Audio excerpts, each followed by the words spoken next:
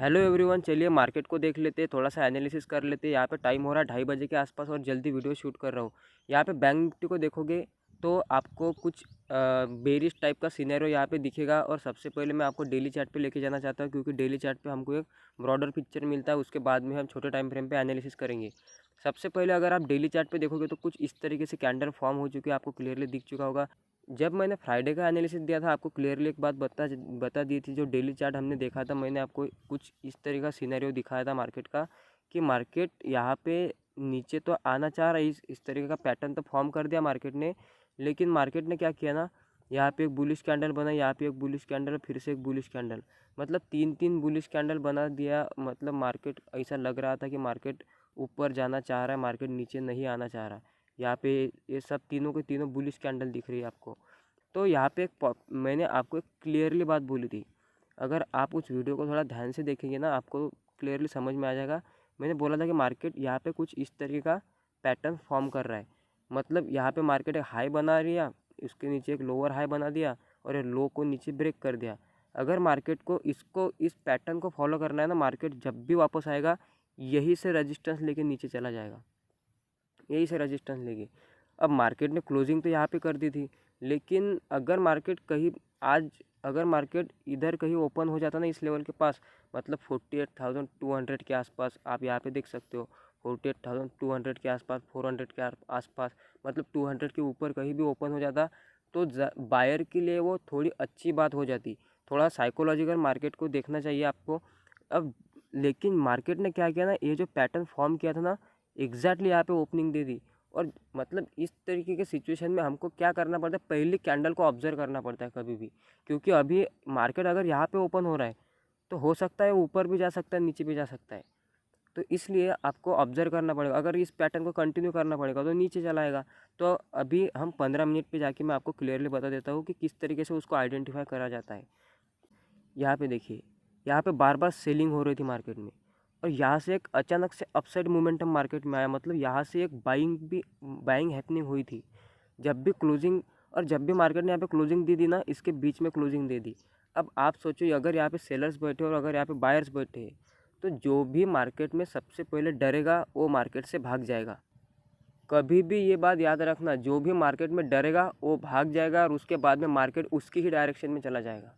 मतलब अगर यहाँ से सेलर्स भाग गए तो मार्केट सेलर्स के डायरेक्शन में ही चला जाएगा। अब आप मुझे ज़रा बताइए, जो पैटर्न हमने डेली पे देखा था कि मार्केट यहाँ पे बेरिश पैटर्न तो बना चुका है, लेकिन कैंडल कुछ बुलिश टाइप की बना रहा है। अगर मार्केट को ऊपर ही जाना होता ना तो मार्केट 48,200 के ऊपर ओपन हो जाता, उसके बाद में या फिर यहाँ पे भी ओपन हो जाता ना, पहली कैंडल ग्रीन बना देता।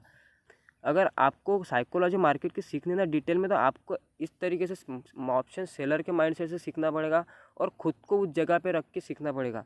सपोज़ आपने यहाँ पे बाय कर लिया, अब इस तरीके से देखो इसको कि यहाँ पे आपने बाय करके बैठे हैं, आपका व्यू है मार्केट ऊपर चला जाएगा। अब अगर मार्केट यहाँ पे ओपन होता है और पहली कैंडल रेड बना देता है, तो आप डरोगे या ये जो ऊपर के सेलर डरेंगे? नीचे के जो बायर है वही डरने वाले हैं ना। जब मार्केट रेड कैंडल फॉर्म करेगा तो इसका मतलब यहाँ पे बायर्स डर गए। तो अभी बायर्स क्या करेंगे, मार्केट को ऊपर पुश करने की कोशिश करेंगे, वो कोशिश करेंगे। अगर ये बायर मार्केट को ऊपर लेके जाना चाहते हैं तो इनको ये वाला जो हाई पॉइंट है आज का, यहाँ से यहाँ तक, इसके ऊपर मार्केट को लेके जाना पड़ेगा। एक तो कैंडल क्लोज करनी पड़ेगी वहाँ पे जाके। अगर नहीं, इन्होंने बहुत ट्राई किया उसके बाद में भी ये सक्सेस नहीं रहे, तो कहीं ना कहीं ये जो ऊपर के सेलर है ये देखते तो नहीं रहेंगे ना, ये क्वांटिटी ऐड करना स्टार्ट कर देंगे। मतलब प्रेशर बनाते हुए चलेंगे मार्केट में। तो इसी तरीके से साइकोलॉजी को समझा जाता है और इसी तरीके से साइकोलॉजी वर्क करती है। बायर्स ने मार्केट को ऊपर लेके जाने की ट्राई तो किया है, लेकिन कभी भी इस वाले हाई के ऊपर मार्केट को नहीं निकलने दिया। मतलब यहाँ पे सेलर जो है क्वांटिटी ऐड कर रहे हैं, और ये बात सेलर्स के लिए अच्छी है। जो ऊपर से सेलर सेलिंग कर रहे हैं ना, उनके लिए बहुत अच्छी बात है कि बायर यहाँ पे बायर्स है ना, उनमें कोई भी स्ट्रेंथ नहीं है। तो वो क्या करेंगे, वो इसी बात का फ़ायदा उठाएंगे और यहाँ पे क्वांटिटी ऐड करना स्टार्ट कर देंगे। और ये यहाँ पे डरने लगेंगे, ज़्यादा से ज़्यादा डरने लगेंगे और डरने लगेंगे। फिर ये जो है ना, ये थोड़ी थोड़ी क्वांटिटी अपनी बुक करते जाएंगे। जो जो प्रॉफिट इनका चल रहा है ना, ये प्रॉफिट थोड़ा थोड़ा बुक करते जाएंगे। हो सकता है कि यही यही जो बायर है यहाँ पे प्रॉफिट बुक करके सेलिंग में एंट्री कर रहे हैं ऊपर से, ये भी यहाँ पे सेलिंग में शिफ्ट हो जाएगी। इसी तरीके से मैं जब भी बायर बोलता हूँ तो ये पी राइटर होते हैं, पी राइटर होते हैं, मतलब ये भी सेलर ही है। बायर मतलब पी राइटर। जब भी देखोगे मार्केट को दोनों साइड में सेलर के पॉइंट ऑफ व्यू से ही देखना है।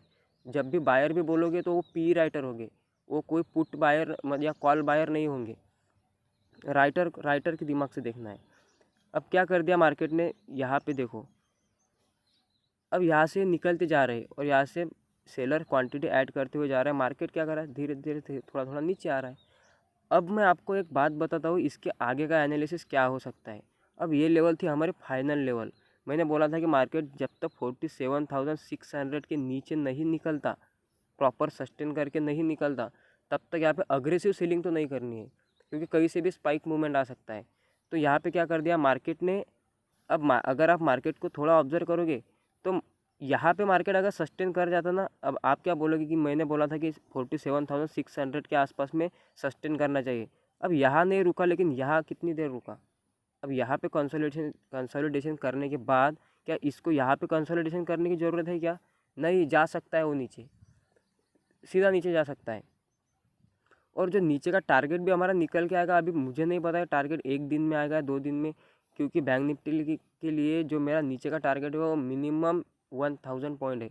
अब 1000 पॉइंट बैंक निफ्टी के लिए कोई इम्पॉसिबल बात तो नहीं, 1 दिन में भी कर सकता है, लेकिन लेट्स सी, देखेंगे हम क्या होगा। अब ये जो लेवल है ना, यहाँ पे देखो, सीधा मार्केट यहाँ पे लेके जाएगा, सीधा लेके जाएगा। उसके पीछे एक लॉजिक है, यहाँ पे क्यों लेके जाएगा मार्केट, क्योंकि डेली पे अगर आप देखोगे ना, ये कहाँ से बायर यहाँ पे कोशिश कर रहे हैं, आपको इन चीज़ों को ऑब्जर्व करना पड़ेगा। अब देखो कहाँ से बायर कर रहे हैं, यहाँ तक तो मार्केट एकदम सॉलिड ऊपर आया था, उसके बाद में बायर जैसे ऊपर लेके जाएंगे, सेलर्स यहाँ पे ऐड हो रहे हैं। जैसे बायर यहाँ पे ट्राई कर रहे हैं, सेलर यहाँ पे ऐड हो रहे हैं, फिर से बायर ट्राई कर रहे हैं, सेलर ऐड हो रहे हैं, फिर से बायर ट्राई कर रहे हैं, सेलर ऐड हो रहे हैं। मतलब यहाँ से ये सिलसिला स्टार्ट हुआ था, यहाँ से, मतलब ये जो सिनेरियो है ये यहाँ से स्टार्ट हुआ था। अगर यहाँ से स्टार्ट हुआ था ना, तो मार्केट सीधा यहाँ पे चला आएगा, सीधा। तो यहाँ पे अब जब मार्केट को सबसे बड़ा यहाँ पे जगह कब मिलेगी, इस वाले जोन में, ये जो जोन में मार्क कर रहा हूँ, ये वाला जोन, यहाँ पे मार्केट के लिए एक बहुत बड़ा स्पेस है और यहाँ पे रोकने वाला कोई नहीं है। आपको लगेगा ये वाला लेवल रोकेंगे, नहीं रोकेंगे ये लेवल। इनको ऑलरेडी पता चल जाता है कि मार्केट सीधा नीचे आ सकता है, अभी सेलर्स अग्रेसिव हो चुके हैं, तो मार्केट यहाँ पे सीधा चला आएगा, तो मार्केट सीधा यहाँ पे आएगा, उसके बाद में यहाँ पे होल्ड करेगा। क्लियर हो गई ये बात। अगर इसको ऊपर जाना था ना मार्केट को, तो मार्केट को यहाँ पे होल्ड करना चाहिए था पूरा दिन। मतलब यहाँ पे एक राउंड नंबर आप देखो 48,000।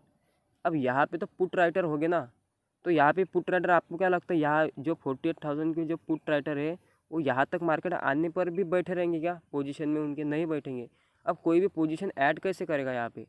हो सकता है यहाँ पे नीचे मार्केट में सपोर्ट कहाँ से आ सकता है, यहाँ पे आ सकता है 47,000, ये यहाँ पे एक है 47,000 है, उसके ऊपर है 47,500। यहाँ पे पुट राइटर बैठे होंगे, यहाँ पे ये दोनों लेवल पे 48,000 पे उनके चांसेस बहुत कम है अभी, क्योंकि वो लेवल ऑलरेडी निकल चुकी है। और अगर मार्केट को ऊपर जाना है, अगर यहाँ पे 48,000 पे पुट राइटर बैठे हैं अभी भी, तो मार्केट सीधा क्लोजिंग कर देगा इसके ऊपर। देख लेना, अगर मार्केट ने इसके ऊपर क्लोजिंग नहीं की ना, अगर कोई स्पाइक मोमेंटम नहीं आया मार्केट में, तो समझ लीजिए कि मार्केट में यहाँ के 48,000 के जो पुट राइटर है वो मार्केट से बाहर निकल चुके हैं। अब मार्केट में 48,000 पे कॉल राइटर आके बैठे होंगे। और आप यहाँ पे देख सकते हो कि मार्केट यहाँ से कितनी स्पीड से नीचे जा रहा है। अगर आप यहाँ पे काउंट करोगे ना इसको, फिर भी मैंने यहाँ पे 15 मिनट का चार्ट लगा हुआ है, इसलिए यहाँ पे काउंट करोगे ना आपको क्लियरली दिख जाएगा। आप देख सकते हो 295, मतलब ऑलमोस्ट 300 पॉइंट की रैली। 300 अब तो हो चुका होगा 300।